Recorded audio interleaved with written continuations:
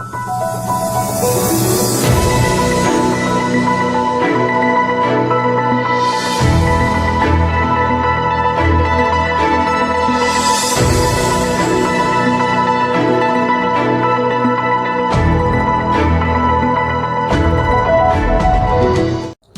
રોજ 70મો વન મહોત્સવ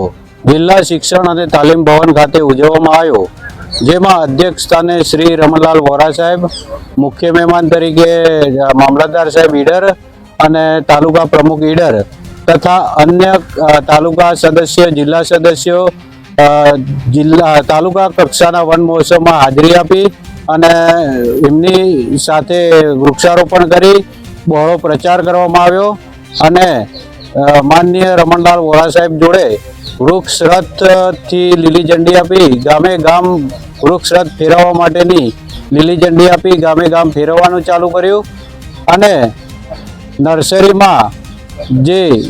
6,45,000 રોપા જે વિતરણ કરવામાં આવ્યું છે, જે ગામે ગામ વૃક્ષારોપણ કરવામાં આવશે અને એક પેડ માકે નામ